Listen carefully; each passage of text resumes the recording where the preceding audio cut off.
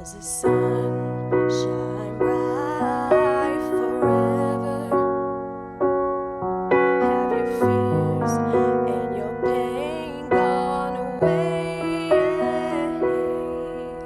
'Cause here on earth it feels like everything good is missing since you left.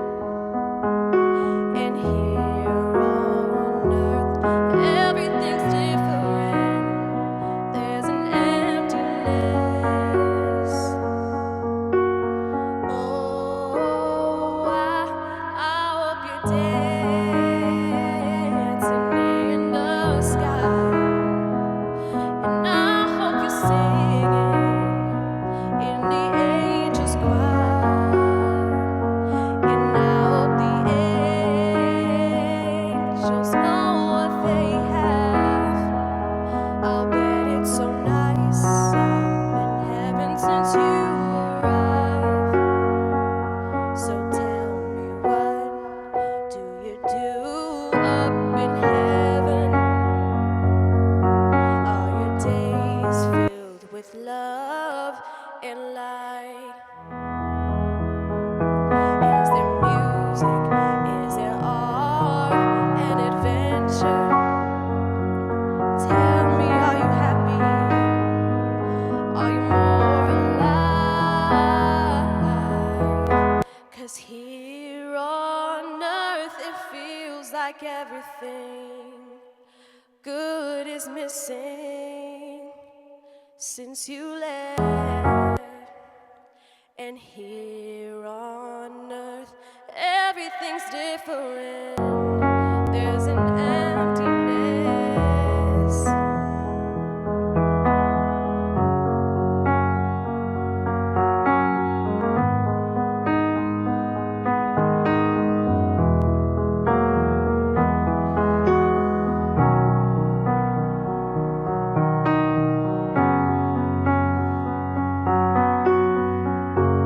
Oh, I hope you're dancing in the sky, and I hope you're singing in the angels' choir, and I hope the angels know what they have. I'll bet it's so nice up in heaven since you arrived. Since you arrived. Oh, I hope you're dancing in the sky.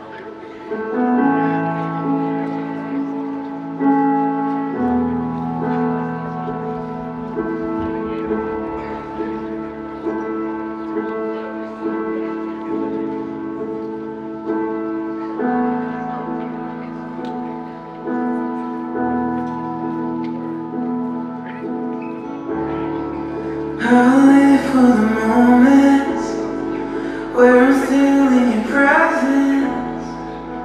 We're almost there.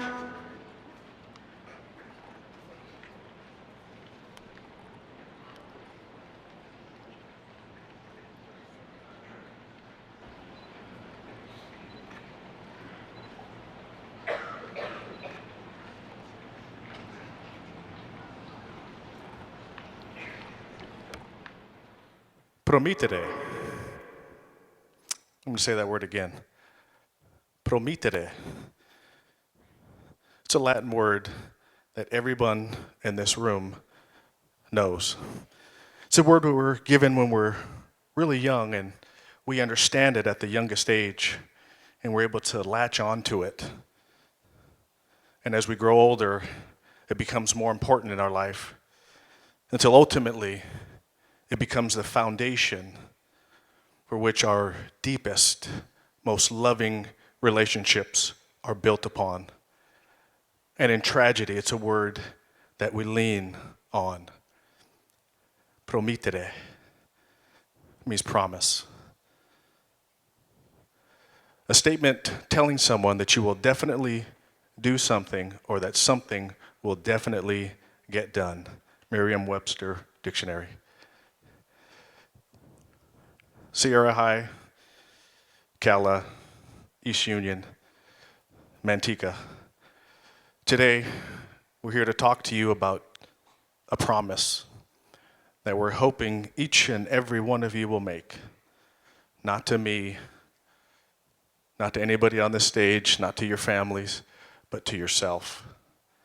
And we're going to talk about choices, and that the choices that you make don't just affect you.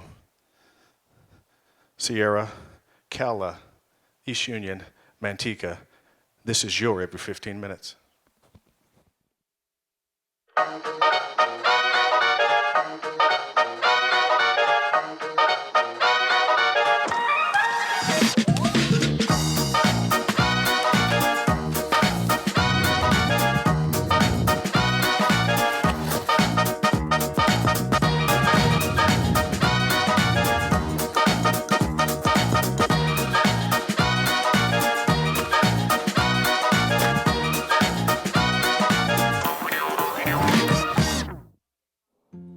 Hey, Kevin. Yeah. What do you think about doing Kai's announcement? Yeah, I think we should work on our announcements. We need to get those things done. We need to get them out. Do you or the girls know where she's at right now? Is she almost home? Yeah, I just looked at Life 360. She's pulling in the driveway right now. Hey, guys. Perfect timing, Kai. You ready to do your announcements? Okay, how do you want to do this? Yeah, we can just go like one person at a time.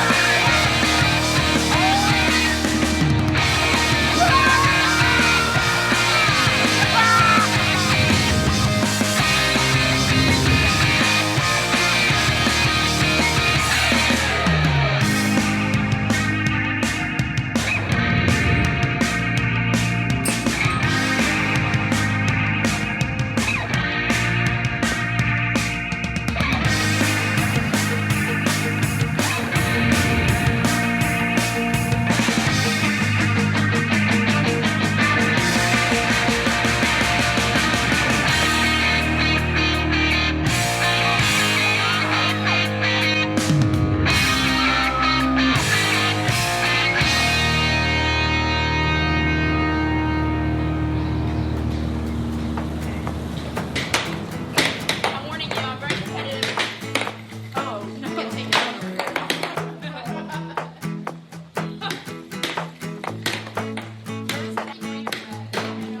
This is like the hottest it has been all year. It is so hot out here. Yeah. Is anybody else thirsty? Yeah. Yeah. Do y'all like Dutch? Oh, yeah. You want to go hop in my car and go get some? All right. What's up, Court? I just got a text. There's a crazy party going on. Where? Apparently, right around the corner. Apparently, everyone's acting out like bad. Oh my God. We should probably be careful, shouldn't we? Yeah. Yeah. Oh, yeah. Definitely. We just gotta be careful on the way there. I'm a good driver. I'll be all right. Okay. Let's go.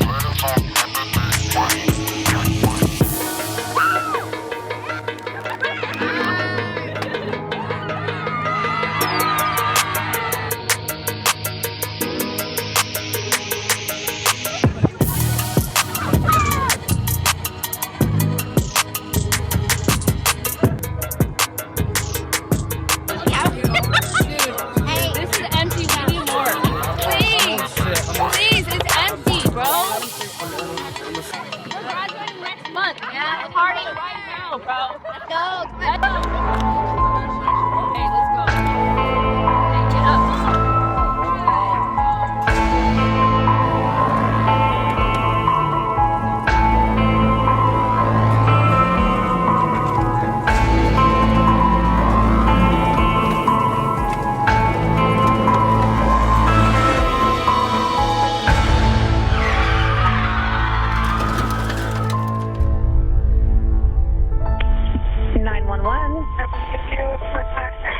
There was a car accident. I don't know what happened. Okay, driving. Okay, where are you at?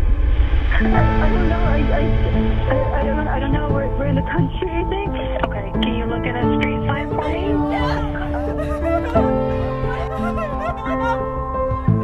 Oh my God.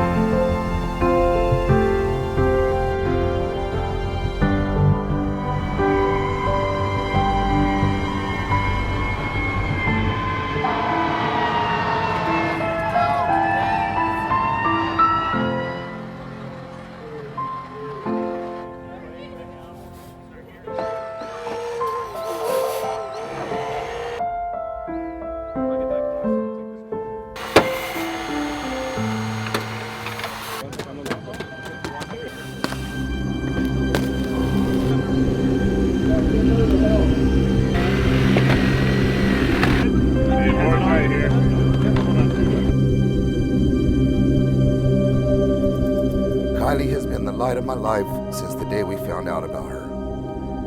After a long 5-year struggle with fertility, my wife and I were about ready to give up when we were given our miracle baby.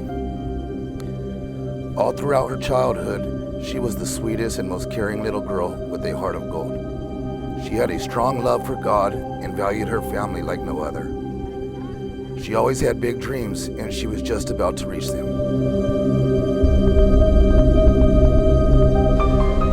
She was a huge advocate for mental health awareness and was even the president of a club on campus with that exact purpose. She always wanted to build a better world and bring some positivity to dark situations. She was planning on attending Boise State in the fall to fulfill her dream of being a first-generation college student.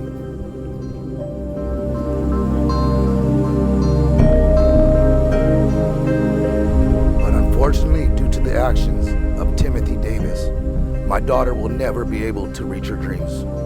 She will never have the opportunity to graduate high school, join a sorority, fall in love, get married, have children, or achieve her dream job.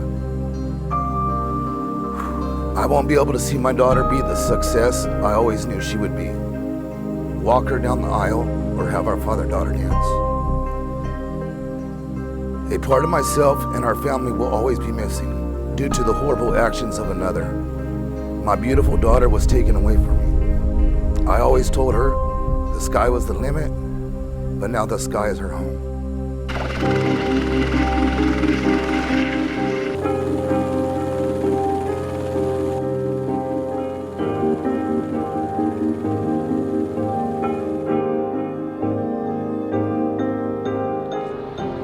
Timothy, do you know what the legal limit in California is? It's .08. You are a .16. You're double the legal limit. I need you to turn around and place you under arrest for driving under the influence.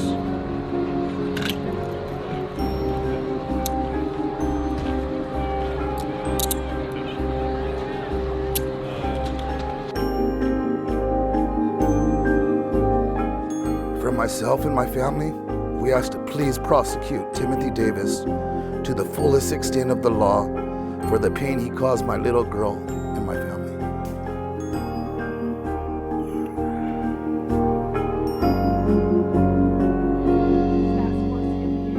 Is non-responsive, GCS of 3. So yes, please, let's go.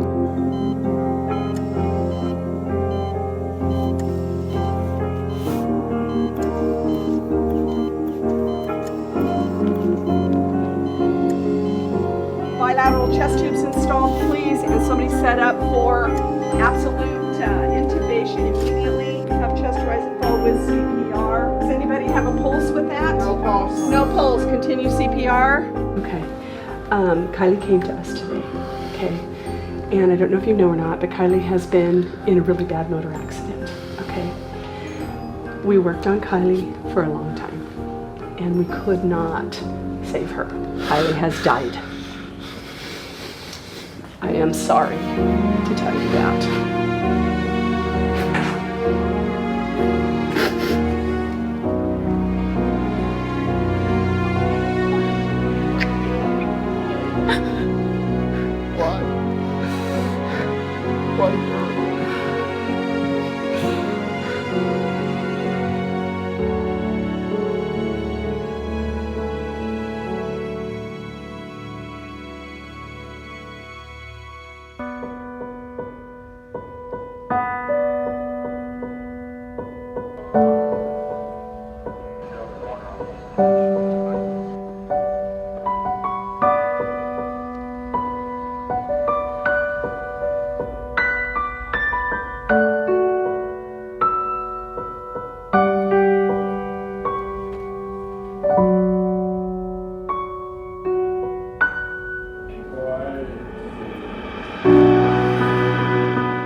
Hello, sir. I'm Deputy in Crillage Sheriff's Office. This is my partner with California Highway Patrol, Officer Jones. Your daughter died this evening in a car crash. No, she didn't. The driver of the vehicle was drunk.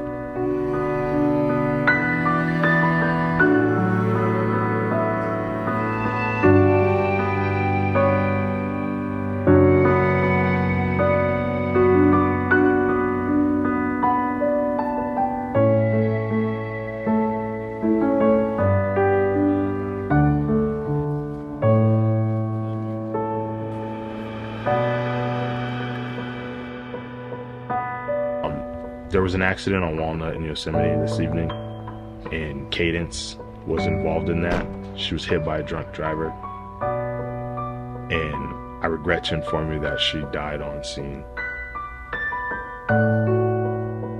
Do you recognize these items? Yes.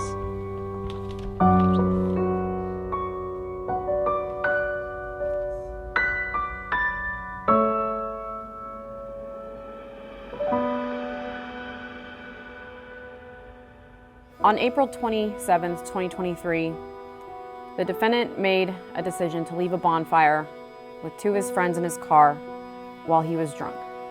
He drove drunk and collided with the victim's vehicle, Kaylee Gann, where she and one other person died. He was in a vehicle being driven by a drunk driver.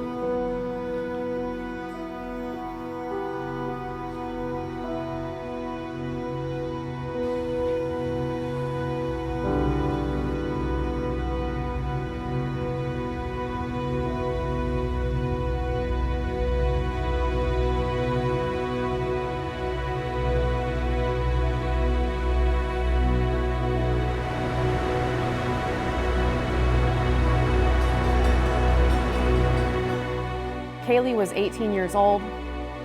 She was a student, a daughter, a sister. She played varsity softball all 4 years and was at first base. She had hopes of going to Boise State to becoming a nurse. She had a lot of friends. She was really well known at school. Everybody loved her. Mr. Davis is here before you, Your Honor. He's only 18 years old. He's never before this incident been in any sort of trouble at all with the law. He's excelled in school. He has a 4.0 GPA, perfect GPA. He wants to go to school to become a diesel mechanic. Please have sympathy for him. Go easy on him and give him a second chance. This way, Timothy, we're going to put you in a cell, okay? For what? You're under arrest. You're going to be booked to San Joaquin County Jail. I'm going to take off your right handcuff.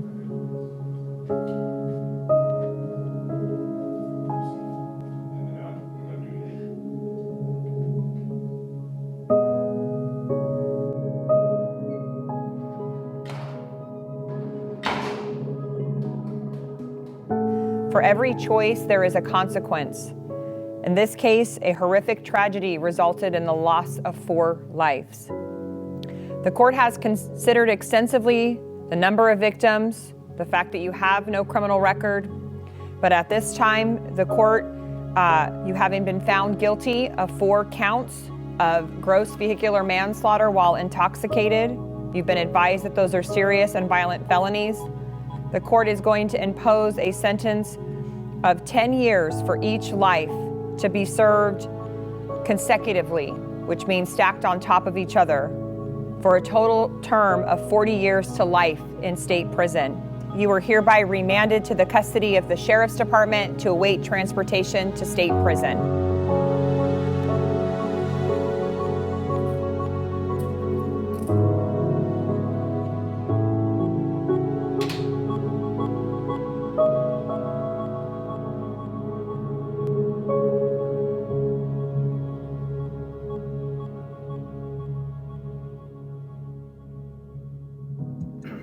On April 27th, Amir Karub was pronounced dead. Amir and his good friend Ian Rodriguez had the biggest sports game of the year. That night, the boys were driving across to their rival school, Manteca High. The boys were listening to music, getting hyped for the big game, and Amir, who was driving, sped up to beat the yellow light before it turned red. After a well-deserved win, the varsity boys basketball team and a few of their friends went back to Trevor's friend Seth Baker's house to celebrate the big win. After raiding the house for food, Trevor and his friends went to go pick up ice cream as a reward for the team. As they were turning on Main Street heading towards Jack in the Box, a black Toyota ran a red light, colliding into the boys.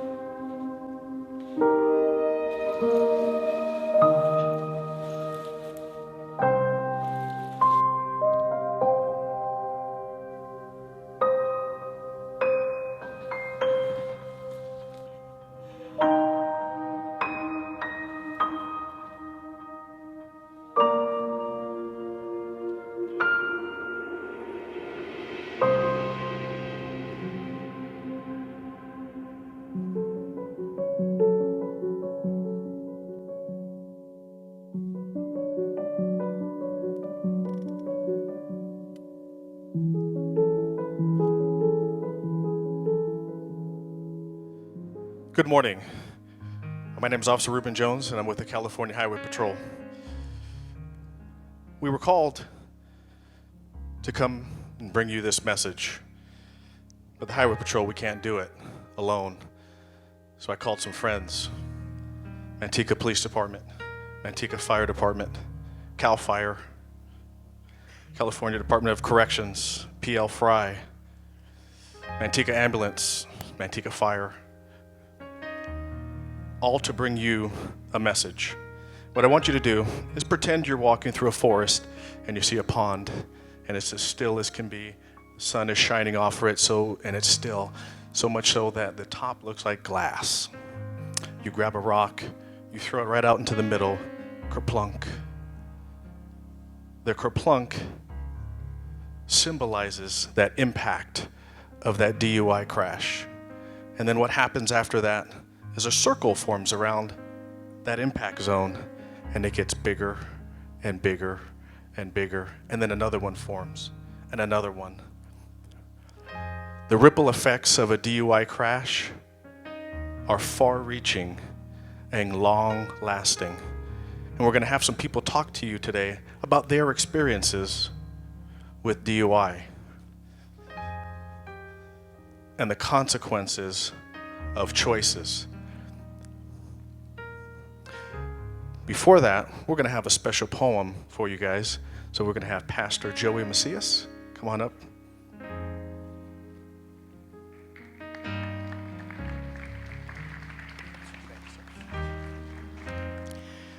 Praise the Lord. God bless you. Class of 2023. What an honor it is to be here in front of you today. And I just want to thank Christian Worship Center, Pastor Steve Perea, Ryan Youngblood, and Corey Youngblood for opening up their church for an amazing community event like E15. Can you just help me appreciate them right now by putting your hands together and thanking the church?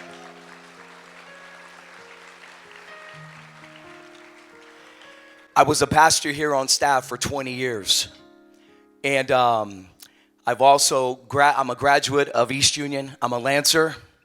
I married a Buffalo, and we had 4 Timberwolves.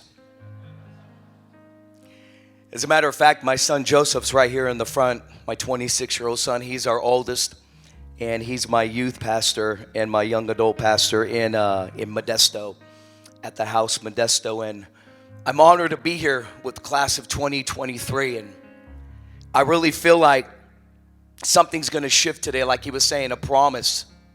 I really believe like today, you're going to shift culture and you're going to make a difference, because to see the 66 living dead behind me, to know that in one day, your lives could be taken. You'll never come back to us, and we'll never see you again. You're gone forever. But thank God you're still here, and thank God you still have breath to breathe with, because that tells me one thing, that you have a choice to make. And I believe within the last couple of days and at the end of today, that not only the 66, but everyone in here, you're going to make the right choice, and we're going to make a difference. Now I'm going to ask you if you can please grab the poem. It was on your chair when you walked in. I'm going to have you read along with me here. It's going to be hard to get through this poem because it was a poem from a daughter to her mom. And I love teenagers. I raised 4 of them. So I'm passionate about teenagers. And this is a letter, a poem that was written from her daughter to her mom. It goes like this. I went to a party and remembered what you said. You told me not to drink, Mom, so I had Sprite instead. I felt proud of myself the way you said I would, that I didn't drink and drive, though some friends said I should. I made a healthy choice, and your advice to me was right. The party finally ended and the kids drove out of sight. I got into my car, sure to get home in one piece. I never knew what was coming, Mom, something expected least. Now I'm lying on the pavement and I hear the policeman say, The kid that caused this wreck was drunk. Mom, his voice seemed so far away. My own blood's all around me as I try hard not to cry. I can hear the paramedics say, this girl is going to die. I'm sure the guy had no idea while he was flying high.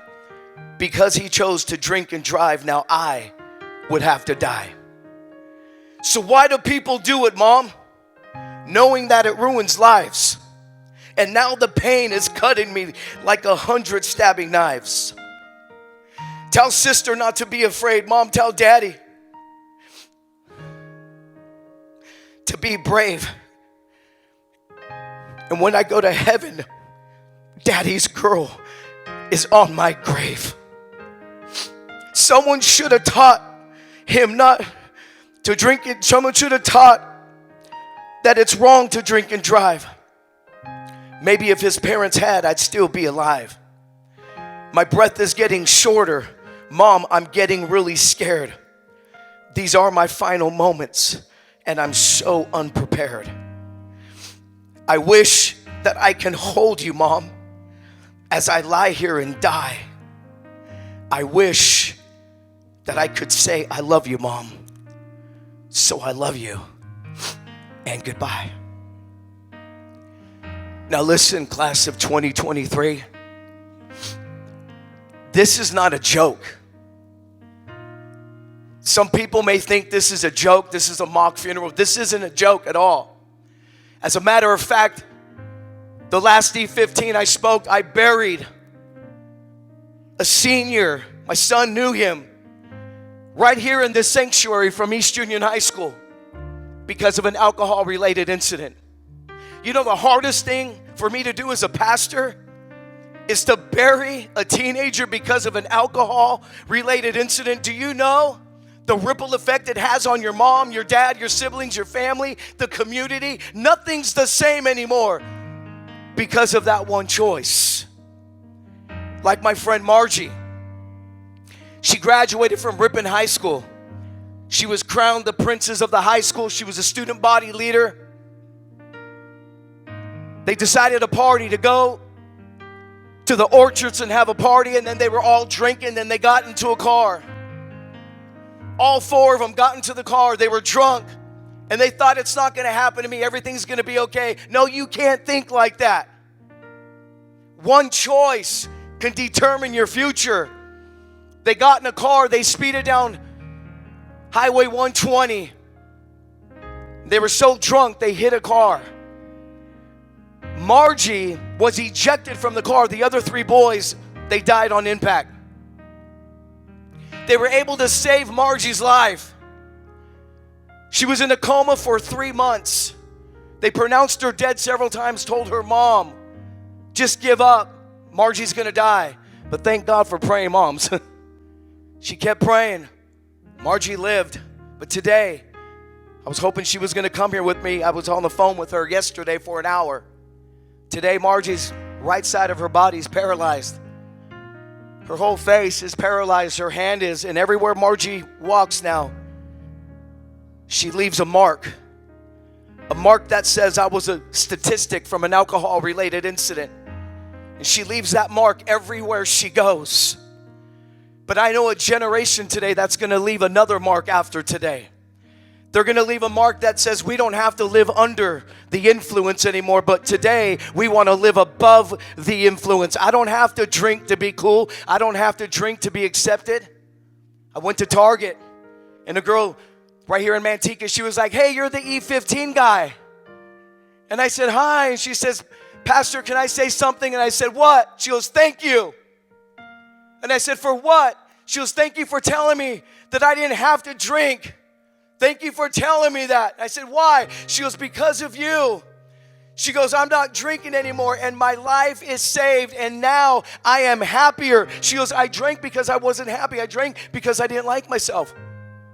She says, but because of you, you saved my life. She says, and I'm living my future, my hopes, and my dreams.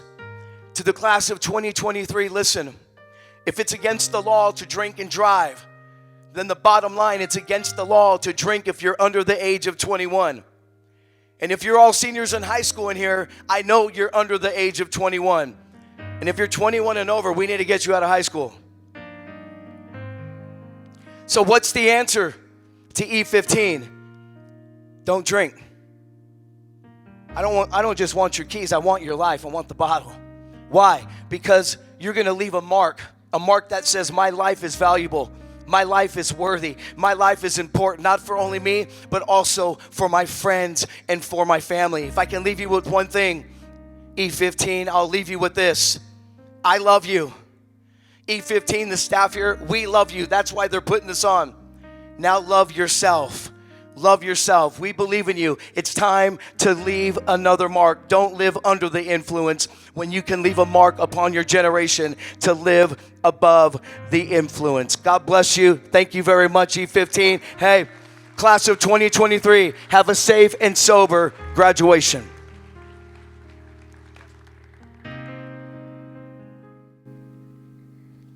What a great message. California Highway Patrol does the every 15 minutes program statewide. All across the state, high schools are doing this program. In San Joaquin County, I run the programs here. This is my 8th program of the year. In the 2 previous programs, in the night, in the hours leading up to the funeral, the assembly, 2 separate crashes, one on 99, where a drunk driver went wrong way and went head-on into a Subaru filled with 3 UC Davis students. Killed them all. And she killed herself. The following week, a 32-year-old man is working construction on Highway 4 in Stockton when a 21-year-old child decided to drive into the construction zone and hit him and killed him. It is still happening. We have another judge that would speak here, and one of the things that I like that he would say is it's a 1.8 second decision to put the key in and turn. When faced with that 1.8 second decision, what choice will you make? Everybody has different experiences. To talk about her experience with DUI and what she has to see on a daily basis at her job is a sitting and presiding San Joaquin County Superior Court Judge, Judge Erin Guy Castillo. Thank you, Officer Jones. Good morning, Manteca. Each and every day, I see people that look just like you. They look like your parents. Maybe they look like your neighbors, your best friend. And they come to my court because they made a bad choice. They made a selfish choice. And they come to my court just like Mr. Davis did. And I know a lot of you out there are thinking, I'm not Mr. Davis. All right, so I'll talk to those of you who think that you're capable of making a bad choice. Mr. Davis didn't think he was capable of making that choice. But you saw the video. You saw he was partying with his friends. You saw they peer pressured him into getting behind the wheel to get some more alcohol. And that happens every single day. And that happens to young people like Mr. Davis. And it happens to the 71-year-old who was in my court who lived a crime-free life but made a bad choice. Our message today doesn't end with today or prom or graduation. It goes with you to college. Let's talk about the gentleman at 38 who was recently engaged and decided to celebrate with his friends. And he had too much to drink. And he went the wrong way on the freeway and killed someone. And he's now serving 10 years in prison. This message stays with you throughout your life because you're always going to be faced with choices, with peer pressure. Let's talk about those of you who think, well, I'm not Mr. Davis. But you know what? You have a choice not to let someone drink and drive. Who were Mr. Davis's friends? The people that pushed him into the car to buy more alcohol? Is that the friend you want? Is that the friend you want to be? Oftentimes when people come into my court, they're Mr. Davis, they're the surviving driver, relatively uninjured, and I have these 4 caskets, sometimes more, sometimes less, sometimes people that are severely injured and their lives will never be the same, like the pastor talked about.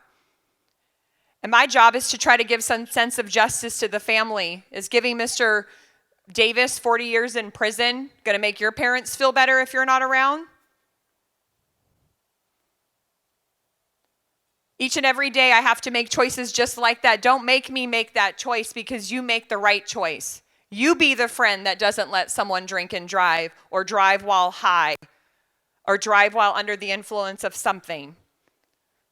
There was a commercial growing up and it stuck with me, and I like to share it because it's not on TV anymore, but friends don't let friends drive drunk. If you are a real friend, if you are a true friend, then you will intervene. I often wonder, with the hundreds of people I arraign and I see, and the many people I've seen come through my court, where were their friends?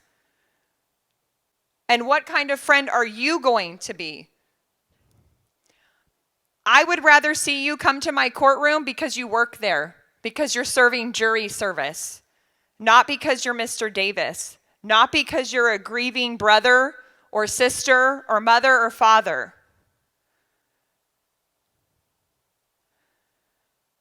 You all have choices to make for the rest of your lives. And I want you to think and keep this message in your pocket when you're faced with that. I tell my teenage daughter that I promise her that there is never the wrong time to make the right choice.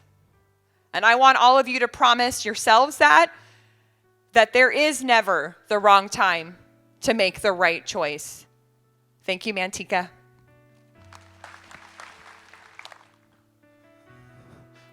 So if you've made the wrong choice, you're going to face the judge. And her job is to be impartial.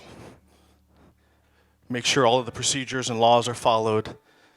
And ultimately, if you're found guilty, to impose sentence. The next person who's going to be talking, her job's a little different. She dedicated her life to the law. She went to law school. That's not easy. She passed the bar exam. That's not easy. And her life's goal is to put people who break the law behind bars. Here to talk to you about some of her experiences with DUI, from San Joaquin County Deputy District Attorney's Office, Katie Seitz.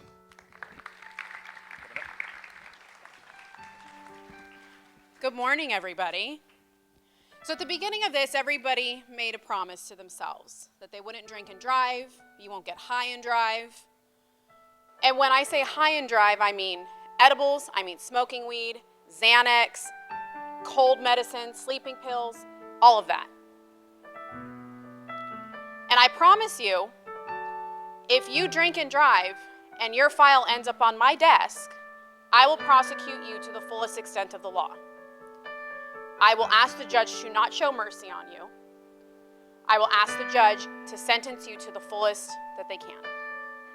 And this is because every person sitting in this room, every high school student sitting in this room has exposure to this program. I did this program 15 years ago when I was in high school, and it left a lasting mark. And I'm going to be realistic. I know some of you are going to drink and drive. I know some of you are going to get high and drive. But just remember that if you get pulled over by Officer Jones and you come across my desk, you'll be seeing me again, and I will remember your face. And I will be able to say, that student was in every 15 minutes. That student knows better. Now, I'm also up here to share some of my experiences as a prosecutor with you. And I'll share two. One is in my work life and one is in my personal life.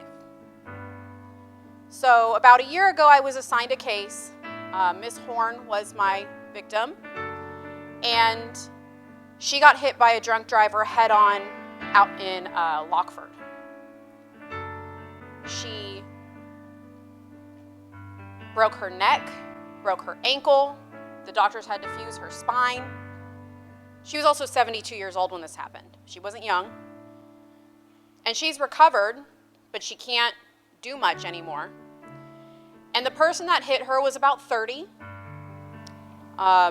He was a regular person, never had criminal history in his life, was a single parent to 3 kids, and he made that mistake to drink and drive. And at the sentencing, victims can give what's called a victim impact statement. And what Ms. Horn did was she brought in huge poster boards of what her injuries looked like. So that way, the defendant knew that this is what she did to her. Now, ultimately, the defendant was sentenced.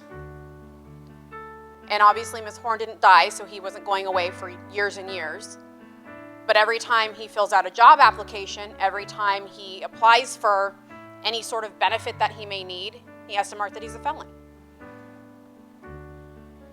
That's one of the lasting effects. But I'm going to tell you about my brother's friend. About 2 years ago, he was driving, rolled a stop sign, and hit a car with a 17-year-old in it. 17-year-old lived, but was really injured. He almost lost his eye.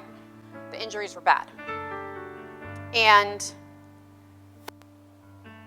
over the past year or so, watching him go through this court process and talking with my brother about the whole court process, I can understand why he was prosecuted the way he was. And he's now in prison. He got sentenced to 16 months in state prison. He has lost his job. He is being sued civilly, which means the child's family is coming after him for money. So it doesn't just end with me. There's a whole other aspect of court that happens. He was an avid hunter. And when you're a felon, anybody out here who likes to hunt, if you're a felon, you can't own guns, you can't hunt. Now, every time he applies for a job, he has to say, yes, I'm a felon. Every time he gets behind the wheel, he's going to have to think about the choice he made. And that's what I want to let you guys know, is this extends far beyond prom, far beyond graduation, beyond college. You have to think about your future too. Anybody here who wants to be a nurse, a doctor, a lawyer, anything with a license, you want to be a firefighter, you want to be a cop. If you get a DUI, just a DUI, not even if you kill someone, you probably aren't going to be able to do that. And it's going to make your life that much harder. So you have the choice. You can make the promise to yourself to not drink and drive, to not get high and drive. You don't want to see me. If I see you, I'd rather have you interning in my office or working in the courts like Judge said. I don't want to see you come across my desk.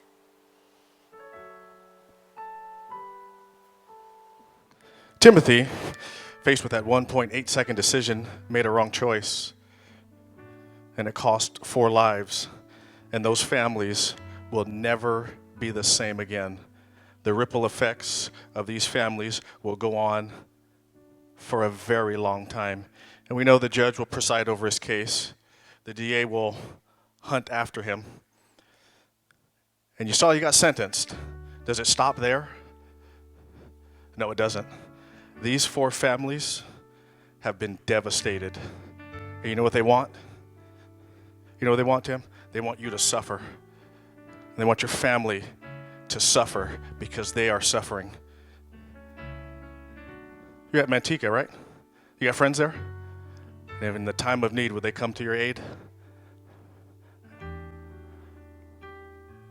If you got sued for millions of dollars, would they come to your rescue? It won't stop there. The ripple effects are long-lasting. Here to talk about his experiences with DUI is the scariest attorney I know, Mirko Kozina. It had been a long and difficult journey. Her son had a disability. He was dyslexic. But she wasn't going to let that become a lifetime disability. She worked hard to make sure that he was taught, that he was given some hope to survive in the future. This widow, whose husband was killed by an IED in Afghanistan, and whose gravestone had on it the words he had requested should he die: freedom is not free. understood the meaning of dedication, the meaning of giving it all to make sure that your goal was reached.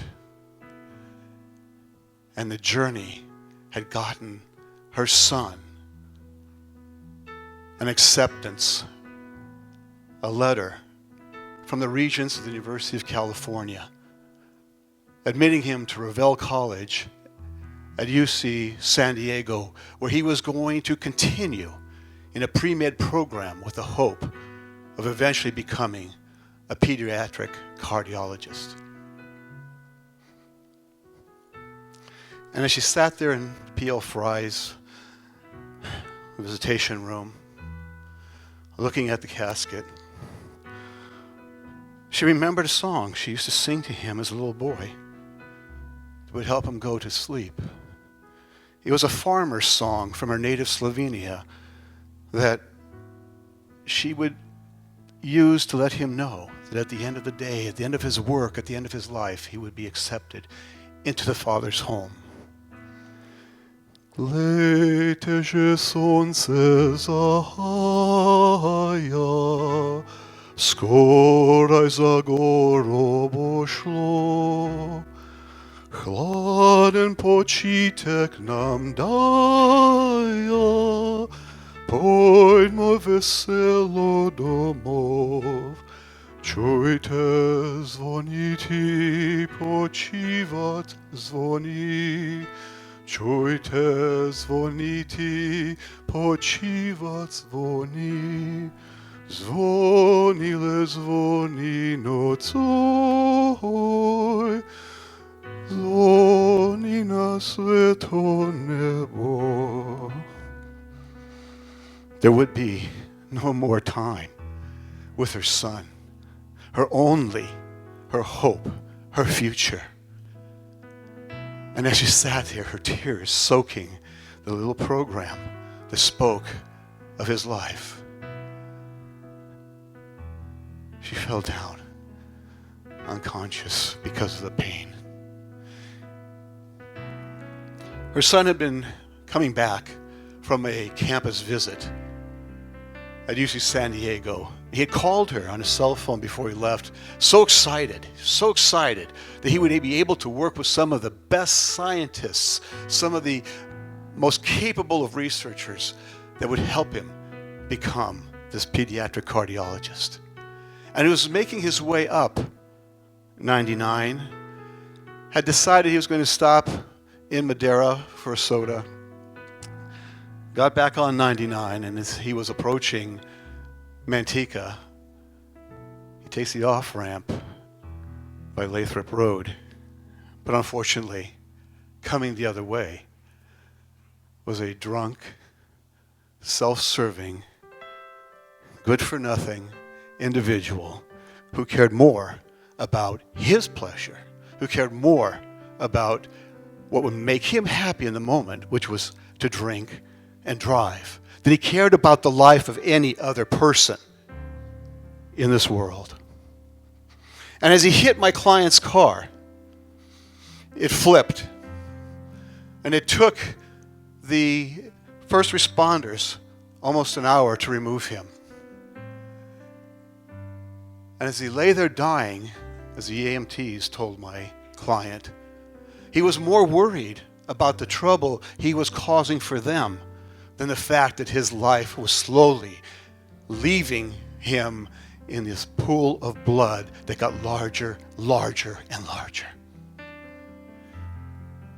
Ladies and gentlemen of the jury, we brought in a forensic economist who told you that if my client had lived, if my client had become the pediatric cardiologist he wanted to be, he would have earned $65 million in his work life. You also heard the testimony of my client, who told you of her dreams, who told you of her complete dependence on this last remaining person in her family. And as she spoke to you, her tears came out, and they weren't phony tears. But then you also heard the defendant's family come out and tell you what a good boy he was. No, he wasn't. I don't care if he was a 4.0. I don't care if he did National Honor Society. I don't care if he was picking up litter on a highway every Saturday. He was not a good person. He is not a good person. Nor is his family, because you heard evidence that they allowed him to drive the family car knowing full well he had a drinking problem. So I'm going to ask you to give us the only justice that's available at this point. You'll never bring back my client's son. You'll never be able to take away her injury, her wounds. And because the son lived before he passed away after the accident, his estate is entitled to pain and suffering damages. His estate is entitled to the value of what he would have earned.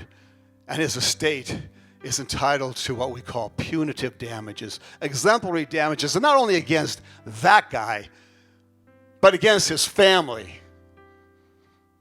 We're going to ask you for that part of the case to award us the sum of $75 million. But it doesn't stop there, because my client, she's entitled to damages for loss of comfort, society, and support. And for that, we're going to ask you to award an additional $35 million. Now, ladies and gentlemen, I've been practicing law for 42 years as a trial lawyer.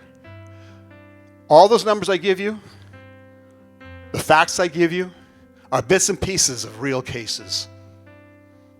And I can tell you this, speaking about faces, if you go out there and you don't listen, and you drink, drive, do edibles, or do anything that will impair you, and you hurt or kill one of my clients, I can make you this promise. I will do everything possible in my power to ruin your life, ruin the lives of your family. It's my job, and boy, do I love it.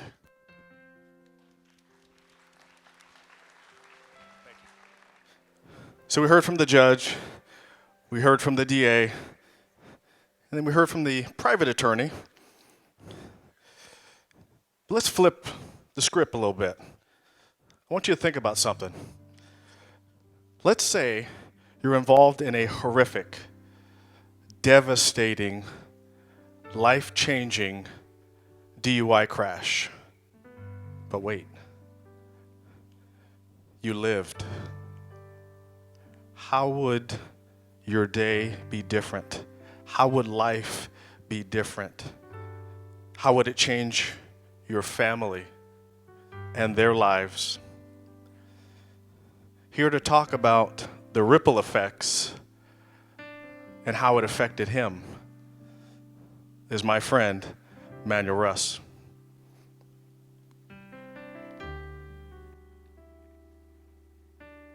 $4841, Merced 1183. 4841, go ahead. 4841, possible head-on TC, Carpenter between Hatch and Whitmore. Mercedes 48S3, en route for Cross Sandy and Hatch. 4841, copies, en route. 4841, Merced. 41, go ahead. 4841, Person County, the SO97, a fire still en route. 3 parties are pinned in one vehicle and 1 pinned in the other. Both lanes are 1125.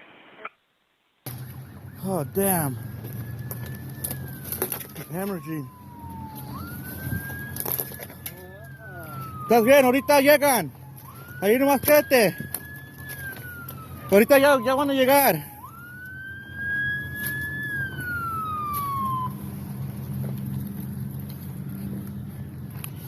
Mercedes 48S3. 48S3, go ahead. No, he's all. Friends for 1022, full information on scene. Need to roll flatbed evidence for 985. Sonny, is your truck. Friends 48S3. 48L has been notified and also requesting 2 more units. 48S3, copy. 48L was notified and you're requesting 2 additional units.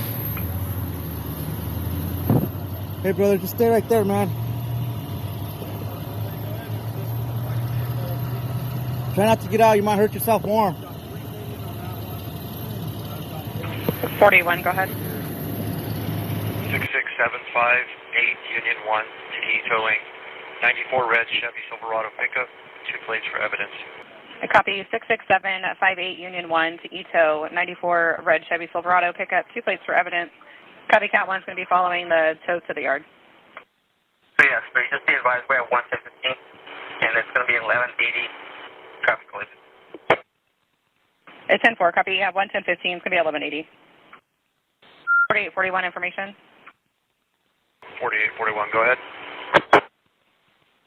4841, we have Memorial Landline advising their party is likely is going to 44.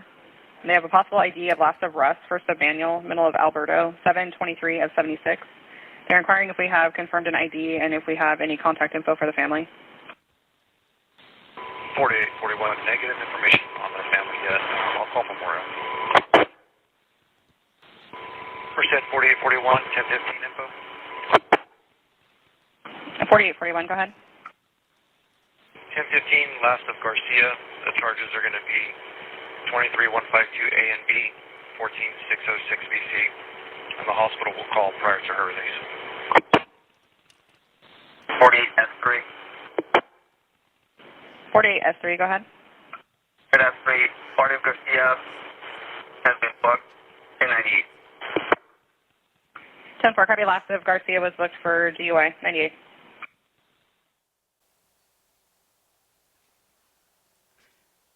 This video here you've seen today is real footage of my incident of when I got hit by a drunk driver.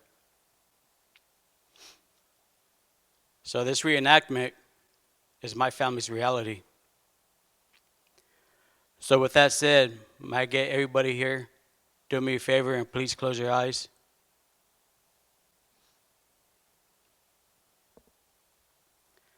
Now I want you to imagine and picture in your head your everyday morning routine. What is it that you do every morning when you wake up? Do you get up, get ready, get on social media, call or text your friends? Parents, do you get up, have your morning coffee, get ready to start your day? Whatever it is, every morning when you start your day. Now, before you leave your house, do you tell your loved ones you love them? Do you remember what they were wearing? Do you remember their smile? Can you see it? Now imagine waking up from a coma, looking into exactly what you're looking into right now. Pitch and total darkness. Now I ask of everybody, please open your eyes.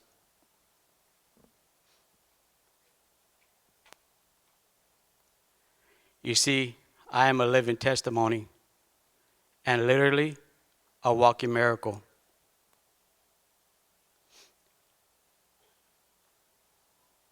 So let me take you back to my everyday morning routine, particularly the morning that I died. Not once, not twice, but 3 times. So my everyday morning routine was this. I would wake up about 10, 20 minutes before my alarm went off every morning. My daughter used to sneak in the room in the middle of the night and sleep on the edge of our bed, knowing I would wake her up to tell her to sleep on my side of the bed, which so happens she happens to be the baby of the family, and she happened to be born on my birthday. So we had this nickname for each other. So I got up, got ready. I happened to wake up about 10 minutes early before my alarm went off. Got ready. I woke her up. I told her, my birthday girl, wake up, sleep on daddy's side of the bed. And she woke up this morning, which is my everyday morning routine, but this morning, she woke up and her smile always starts with her eyes. Her eyes would just glow, give me this big, pretty glow when she looked at me. And it would follow with her big, cheesy smile. She said, "Okay, my birthday boy, I love you." I told her, "I love you too, baby girl. Go sleep on daddy's side of the bed." Now, I remind you, this is the last time I've ever got to see my daughter's face, her smile. So I went on the other side of the bed. I woke up my wife, gave her a kiss on her cheek. I told her, "Babe, I'm headed to work now." And she kind of woke up, looked at me, gave me this smile, and she said, "All right, babe, I love you." I told her, "I love you too, babe." And she said, "Be safe." And I told her, "Always." Now, that was the last time I've ever got to see my wife. She was the last person I've ever got to see. So, on my way to work, come to find out this person happened to run in one of my oldest sons' circle, same circle. This person even barbecued at my house a couple of times. So, later on, I found out this person was headed back to a party that happened to be a memorial of their friend that died a week before from a drunk driver. So this person's back way to get back to this party was my main way to work. And I remember seeing this car swerve in front of me. Now, I remind you, it was 4:50 a.m. on a Tuesday morning, so I didn't think nothing of it. I just thought they were either coming home from work or headed to work and they're tired because they corrected themselves. Well, as we got closer, they swerved in my lane again, and I didn't make it out of the way in time. So I remember being in a bad accident, and in my head I was thinking, I need to go help the people in the other car. I got to get out, go help the people in the car. And at that time, I remembered my son used to go with me. My youngest son used to go with me to work sometimes because I was a truck driver. And I started flipping out. I looked to the right of me. I couldn't see him. I started yelling his name, "Gabriel." He wasn't answering me. So I flipped out. And I don't remember nothing from there. But what I do know later on, it took fire departments 45 minutes with the jaws of life to get me out of my pickup truck. I do remember being in an ambulance. And honestly, now that I think about it, it might have been one of the times I was coding because I remember feeling my wife's hands on my chest. I could have sworn my wife was in there with me. When I felt her hands on my chest, I heard her voice telling me, "Babe, it's okay. Let them do their jobs. You're going to be okay." So, moving forward, from what the way my wife, my kids explained, the way they see me. My wife had two sheriffs go to the door. They went to the emergency room. And the way they explained that I looked when they got to see me before I went to emergency surgery. Now, keep in mind, when I went to emergency surgery, it took 32 pints of blood to stabilize me for surgery, a total of 52 pints of blood to save me. Now, when they see me, they had a blanket covering my whole body, which I'll explain why. So all they see was my face. They said my face was so swollen, they couldn't recognize me. They knew it was me because of my granddaughter's tattoo I have on the side of my head. Esperanza. In English, it means hope. Something my family never lost hope in me. That's why I'm here today. They kept faith in me. So the way they described me was I was dark purple and black. I had blood coming out of my ears. My eyes were sticking out of my head like golf balls. I had blood coming out of my eyes, blood coming out of my nose, blood coming out of my mouth. So I had a brain bleed in the part of my brain that was non-surgical. I now have a brain scar. So moving forward, to when I woke up from my coma. It wasn't the first time, but I just happened to wake up during one of the times. And I literally woke up listening to my kids crying, listening to my wife crying. I could tell you right where they were at in the room because they were on my left side. My wife was on the foot of the bed, towards the foot of my bed. But I was hearing the voice, a deep voice, telling my wife, "You've seen everything I just did. You really got to think about taking him off the machine. He's not going to live. He has no chance of living. You really got to think about taking him off the machine." And I remember when I heard this, I was thinking, is he talking about me? I went to go talk. I couldn't talk. I had a trach down my throat. I couldn't move. My whole body felt paralyzed. So I knew he was talking about me. I'm not going to lie. It pissed me off. So I forced my body to sit up. I did everything I had in me. I forced my body to sit up. And when I sat up, I heard the nurses say, "Look, look, look." And the doctor, they started flipping out. They were tripping. They laid me back down. I remember when I woke up the second time, I was listening to pretty much the same thing. My kids were crying towards the left of me.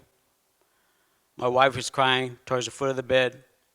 The same doctor, which come to find out was my brain doctor, was telling my wife, "Prepare yourself, prepare your kids, because there's a very high chance with all his brain damage, he's not going to have no memory. He's not going to remember you, let alone his own kids." And again, in my head, I'm thinking, why are you lying to my kids for? Why are you lying to my wife? Why are you lying to my family? I was mad. So the only thing I could move at that time was my right arm. So I picked up my right arm and I started signaling to write, for I can write something because I couldn't talk. And it was like playing charades with the doctor and the nurses. But my wife knew what I was trying to do. She said, "He wants something to write with." So I started writing. They gave me something to write with. I started writing. And I remember on the right side of me, I heard a nurse say, "Look, he's spelling. He remembers how to spell. He remembers how to write." But quite frankly, little they know, before my incident, I didn't know how to spell. So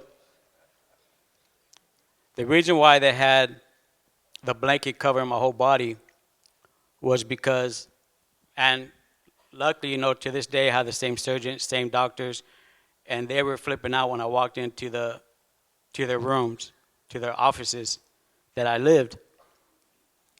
So the reason why they had me covered when they see me before I went to surgery, because my left shoulder, the surgeon explained, was sticking out of all my bones were sticking out of my shoulder.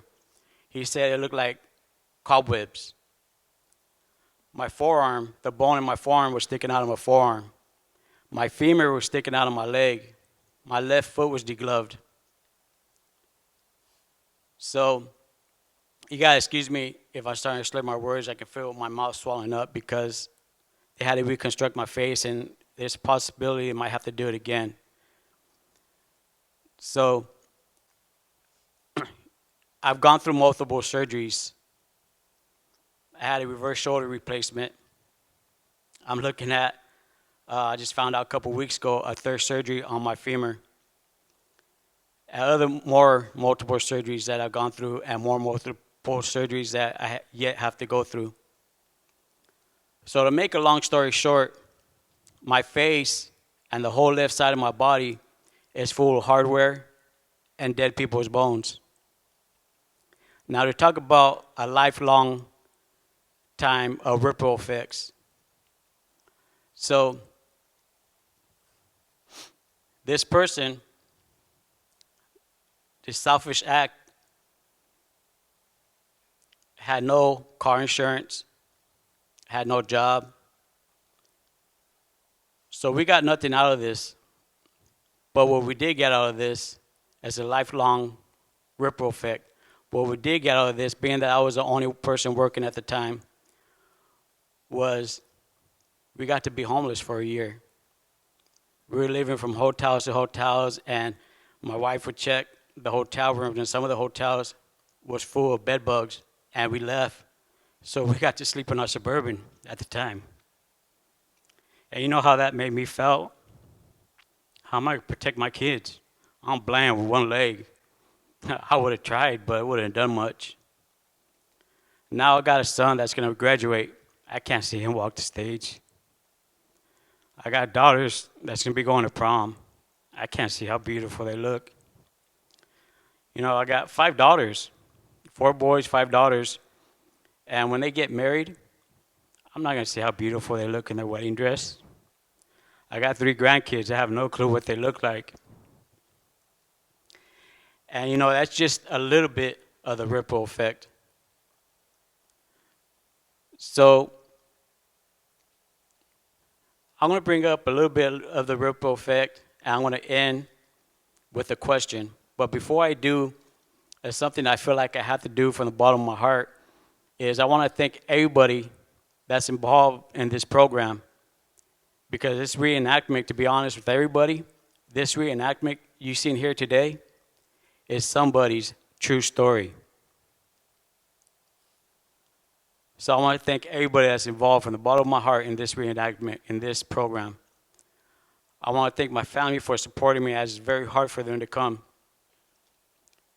I want to thank Manteca School District for having me here to give my testimony. I want to thank everybody that's here listening to my testimony. I want to give a special thank you to my friend, California Highway Patrol Officer, Ruben Jones. And before I come to the question, I also want to give a special thank you, and this has to do part of the ripple effect. So I had somebody come to my door the other day, and I know I'm not going to say this right. It's okay, laugh, I don't mind. But he came to my door the other day, and we got a blessing. And with this blessing, it saved us from becoming homeless again. We were able to pay our back rent. And so he said, you know, it was I know I'm not going to say this right, it was a unidentified donator, anonymous donator. And I want to thank, I don't know if that person's here or what, but I want to thank this person from the bottom of our hearts. So now with that said, I look at myself as a leader, not a victim. The reason why I say that is because I'm turning my negative into a positive. Medically, they can't explain how I lived, how I survived. Medically, I'm supposed to be just a memory. Instead, I sit here, or I should say, I stand here making new memories with all of you guys. So do me a favor. Actually, don't do me a favor. Do yourselves a favor. Make the right decision. Make the right choices. So I'm going to end this with this. I want everybody in here today to ask yourselves, what will you do when the party's over?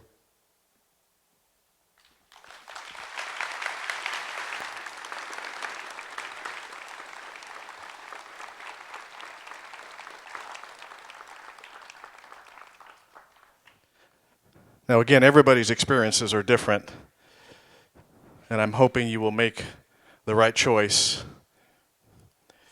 But to talk about her experiences with DUI, to tell a story of one of her close friends, is Camille Kimball. I would like to tell you a story about a good friend of mine who was sentenced to prison for killing 2 people due to her drunk driving. My friend is from Oregon originally. She grew up with a hardworking single mom and a younger sister. Her mom was her hero, and she tried to fill all the voids in her life.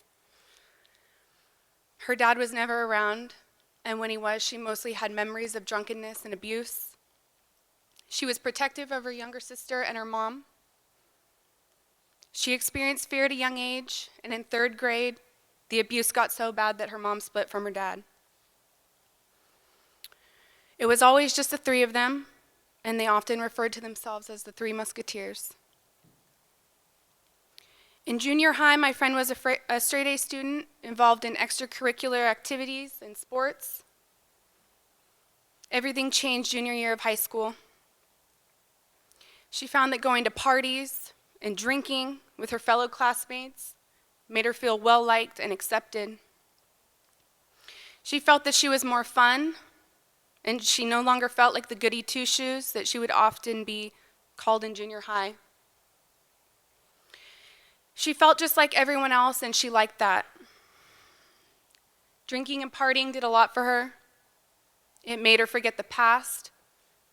It allowed her to check out emotionally. And best of all, it took away all of her fear and insecurity. She felt outgoing when she drank. She felt seen. And oftentimes she would take the drink too far and be found in a corner somewhere, puking, blacked out. More often than not, she would wake up the next morning after a weekend of partying and not know what had happened the night before. I wish I could tell you that this incident that landed my friend in prison was the first and only time that she engaged in drinking and driving, but that would not be my friend's truth. Most often, after sneaking out of her house and partying with what she thought were her friends at the time, she would drive her sister and herself home. It's sick to think, but my friend prided herself on getting herself and her sister home safe. How sick is that? My friend felt invincible when she drank, and all of her fear took a back seat. By the end of senior year, my friend graduated by the skin of her teeth. After high school, my friend got an older boyfriend and also started college. Her partying escalated to new heights and took the form of harder drugs. Sooner rather than later, she dropped out of college. She was drinking, smoking, and using drugs every single day. Her life was spiraling out of control, and the guilt, shame, fear, remorse was consuming her. For the next few years, she found herself feeling alone, isolated, going down a path of self-destruction. She found herself in abusive relationships, and she was hating the person she was becoming. She didn't know how to stop from going down that path, and the fear and depression she felt was suffocating. It wasn't until a current boyfriend told her about the freedom of recovery. She was afraid of who she'd become when she got sober. She believed all the negative lies going through her mind constantly. She eventually took that first step and went to a detox program. After the program, her denial lessened, and God gave her a moment of clarity. She realized she needed to move away from where she was because nothing changes if nothing changes. A week later, she packed up her belongings, and her mom drove her down to her grandparents' house in California. In the beginning, things were hard there. She no longer had anything to hide behind. She felt raw. She felt exposed. Long story short, she was directed to a rehab facility by a good pastor and a man of God, and later a sober living facility. That's where her path to freedom and recovery began, as well as her rediscovery of the Lord's love, grace, and mercy. My friend was so happy being sober, the happiest she had ever been in her life. She felt as if God had given her a second chance at life. She now had a program of recovery, a set of guidelines to live by. She felt as if God was doing for her what she could not do for herself,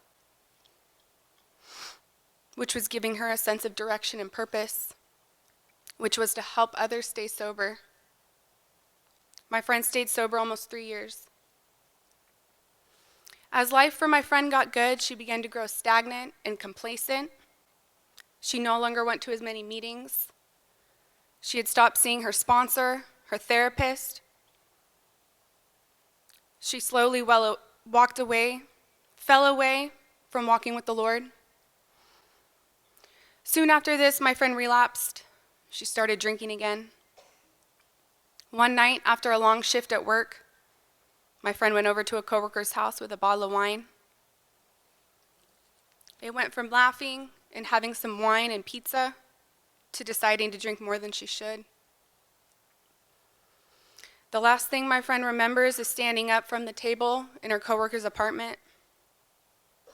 She blacked out, and the next thing she remembered was waking up in the emergency room.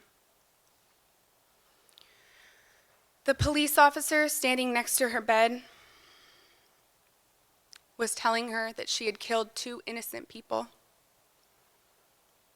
She soon learned that she had drank and drove that night.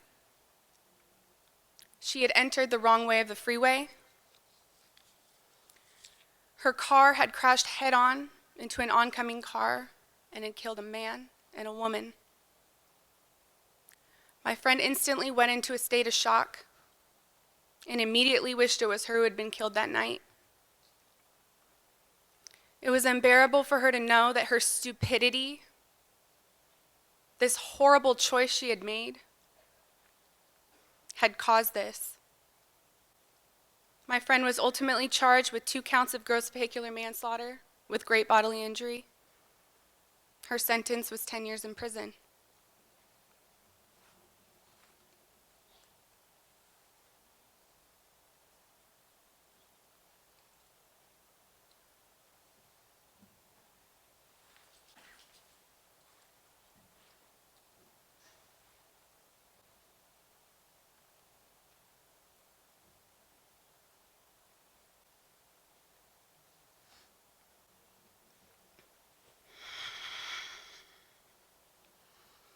I know this story like the back of my hand because this story is about me.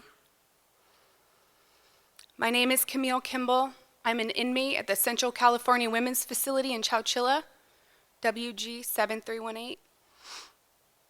Every day, I live with the fact that I took away a brother, a father, a son, a friend. I took away a mother, a daughter, a sister. Today, I make a living amends to my victims, Taurine and Nettie, and their families left behind, and the massive ripple effect that I have caused. I'm currently serving my time as an inmate firefighter at Station 5. It's been a gift of God, a gift from God to be able to give back to the community and to do something where I feel a sense of purpose again. The moral of the story is that our actions have horrific consequences which stay with us for the rest of our lives. It kills me to know that my actions have ended lives and caused innumerable suffering for so many others that just doesn't ever end, ever. If you feel like your life may be spiraling out of control, ask for help. Please ask for guidance. Don't let your fear and insecurity run your life like I did. Don't make the same mistake I did. Your actions have consequences which stay with you for the rest of your life.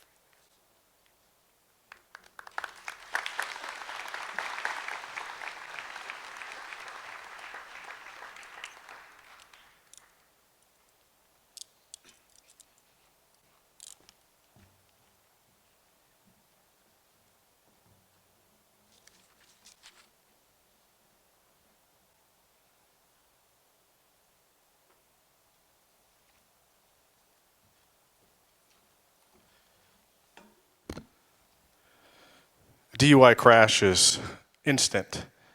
It's sudden. It's unexpected. It is not planned. And if you left the house that day and you didn't say goodbye and you didn't say I love you to a loved one, you will never, ever get that chance. And they will never get that chance to say goodbye to you. And now we know this is a reenactment. And this is as close as we can get to showing you what a real life DUI crash is without actually hurting somebody. So they went away for the evening because they were dead, even though they weren't really. And they had a retreat, and they got a chance to write a letter. And then their parents got a chance to write a letter saying goodbye. Every 15 minutes, someone in the United States is seriously injured or killed in an alcohol-related incident. Today I died, and I never got the chance to tell you. And they started their letters there and poured their hearts out. Lala Bear, I love you. You make us proud. You've always had a kind heart and a soul of gold. I cannot believe this news. It's like a bad dream. I still hear your voice. I can smell you as I walk in your room. This cannot be true. You were never supposed to leave this earth before us. You are the light in our home. You're one of the reasons I wake up every day and try so hard for our family. We are devastated. This life will never be the same. I don't know who will ever be as crazy with me as you, who is going to sing at the top of their lungs in the car, who will give me a kiss and a hug all times of day, who will surprise me with a clean pantry. I don't know that we will ever be the same. Your laugh, your sarcasm, your jokes, I will miss you every single day.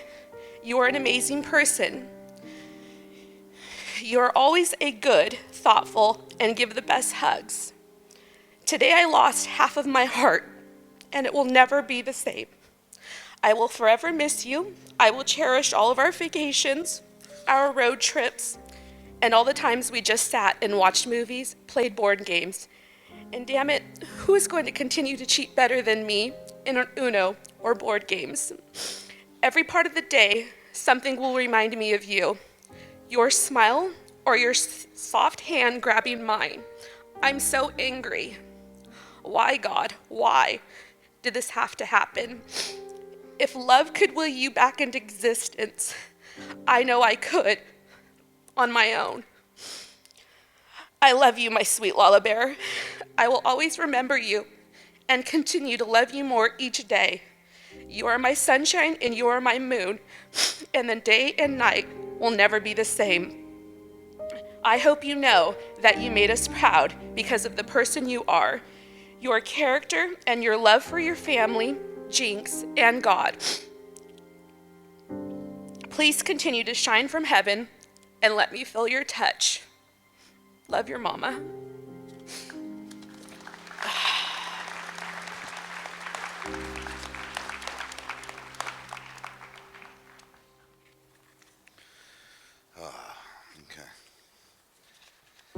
Baby girl, I can't believe I'm writing this letter. To you, and you will never be able to read it.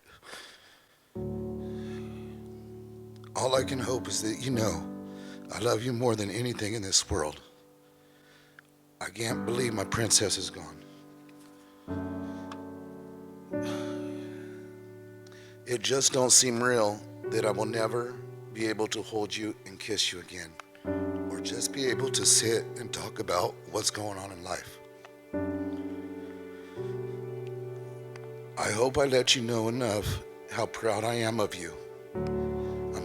I'm sitting here writing this letter to you, hoping that I showed you enough that you are my number one, my first baby girl, the one that made me dad.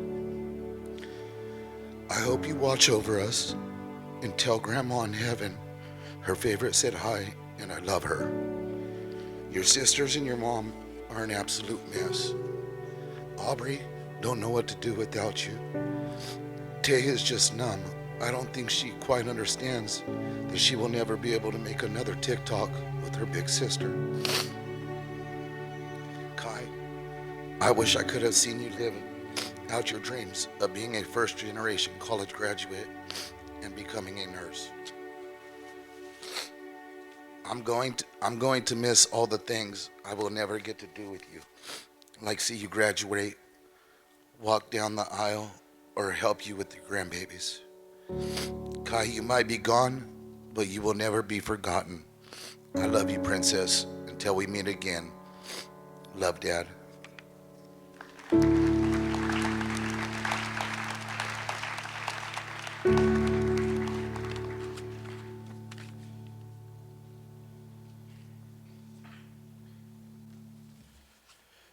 And now for the students, Amir Karab.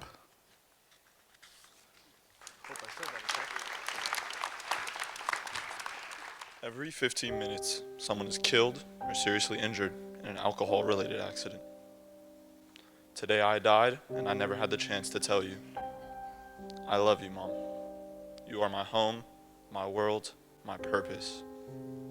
Thank you for working so hard to provide for me, especially as a single mother.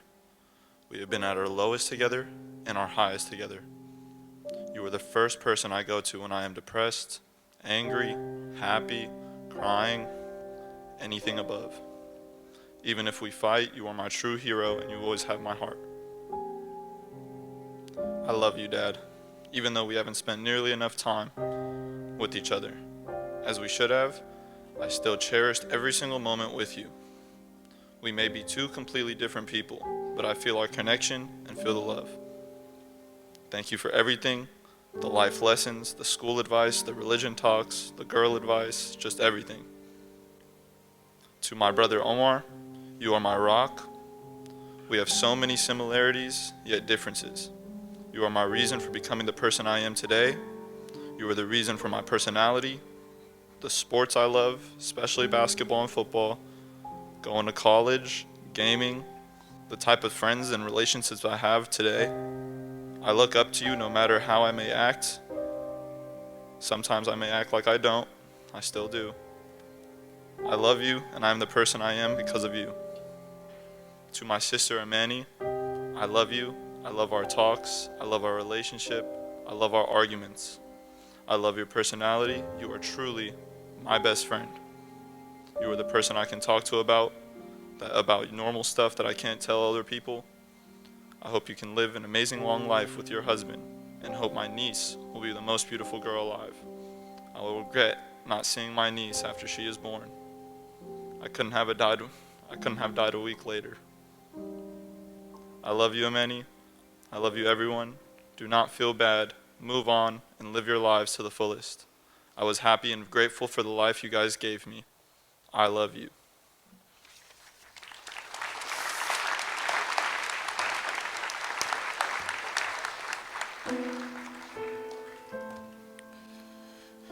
Next up, Alyssa Murillo. Every 15 minutes, someone is seriously injured or killed in an alcohol-related accident. Today, I died, and I never get the chance to tell you, Dad, how much you truly mean to me. You're my dad, so I love you so much. You've inspired me to be much more than I could have ever dreamed of. You've raised 3 kids alone after Mom passed, and I could never understand how you did. My brothers and I, who we are because of you and Mom. Mom, when you passed, I don't think I have ever told you how much I truly loved you. And I don't remember much about the day you passed before we left, but I don't think I ever said I loved you that day. And that will forever be my biggest regret in life. I love you so much no matter how much I took you for granted. I could never ask for a better mom. You were so beautiful, and it hurts whenever someone says I look like you. To my grandparents, Wawa and Papa, I wouldn't be here where I am today without you. I would not be valedictorian, nor would I be graduating in 3 weeks. The 2 of you are the best grandparents I would ever ask for. To my brothers, we fight. My brother Vincent and I more than, but I could never trade either of you for anyone in the world. I love them too very much. Even if we don't talk much anymore, they're my brothers and I love you. My nephew, CB, I love him so much. He's so smart and he's so handsome, and I could only hope he will grow to be the best person we could ever dream of. I love my family, my mom, my dad, my grandparents, my brothers, and my nephew so much. You guys are my entire world. Love, Alyssa.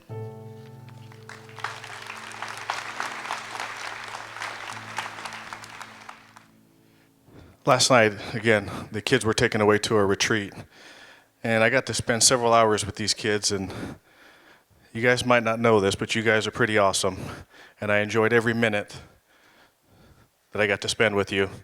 We laughed because I'm goofy. That wasn't a time for you to laugh. But if this group of amazing kids is a representative of what is walking around at CALA, at East Union, at Manteca, at Sierra, I'm hopeful that you guys got the message. And when given that 1.8 second decision, you'll make the right choice. And quickly, I want to talk to the staff at CALA, at Sierra, East Union, and Manteca, the staff members that are here. Hats off to you. You kids have been awesome today. You guys have been so respectful and attentive. It is very much appreciated. To close the show now is your homegrown interim chief, Stephen Schlur. One in your hand or here?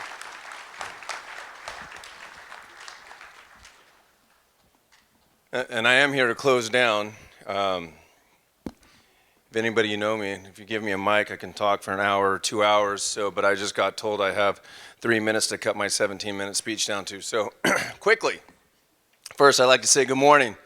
I'm Chief Stephen Schlur. I am the every 15 minutes chairman for Manteca. I'm the interim police chief for the Manteca Police Department, and I'm on the board of trustees for the Manteca Unified School District. And I'd like to just give a quick shout out to the school district who allows us to put this on, and we have a couple representatives here from, we have board president Freitas is here, and we have trustee Howe is here. And we also have the city manager from Manteca here, and without their support for us who put this on, this couldn't happen. In a few minutes, your 2023 Manteca Every 15 Minutes program is going to be over. But it's only over in the sense that it's finished here. It is our goal that it will continue with you for years and years to come. This program has a lot of support. It couldn't be done without the police department, the fire department, Manteca District Ambulance, Manteca Unified, the California Highway Patrol, California Office of Traffic Safety, San Joaquin County Hospital, San Joaquin County Sheriff's Department, the Superior Court, P.L. Fry & Son, REACH, the Women of Woodbridge, and most of all, it can't be done without you, the student body, and you, the living dead. We've talked about many things over the past few days, and to say the least, that you all have been on an emotional roller coaster. You've had your ups, and you've had your downs, but that's okay. When it's all said and done, you're going to have to make a decision. You're going to have to make a choice and a decision. And so we ask, is that decision going to be the correct decision at that time when you're called upon in your future? Are you going to be able to make that choice or that decision in the heat of the moment? I hope you are. Because when it comes down to that 11th hour and you need to make that decision, it comes back to, have you made a plan? And you need to make a plan. Making a plan is probably the most important thing to do. You have to make a plan before you go out, because there's a great man once said, if you fail to plan, you got to plan to fail. And if you fail because you didn't make a plan and you could have done something to prevent a tragedy from happening, you heard today you're going to be criminally liable, you're going to be civilly liable, but can you live with yourself knowing that you killed a friend, that you killed someone's mom, someone's dad, when you know what you're doing is wrong?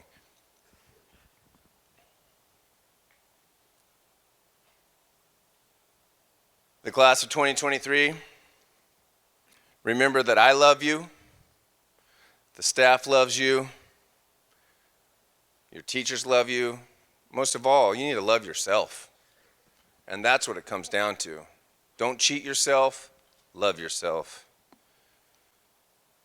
Gordon Graham, most of you have never heard of the guy, but he said something, if it's predictable, it's preventable.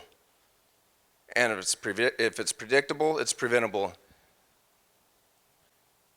If you drive under the influence of alcohol and drugs, it's predictable that you're going to crash your car into someone else and kill them or maybe yourself. So what does that make that? Totally preventable. Make a plan. Class of 2023, have a safe, sober graduation. We love you. Thank you.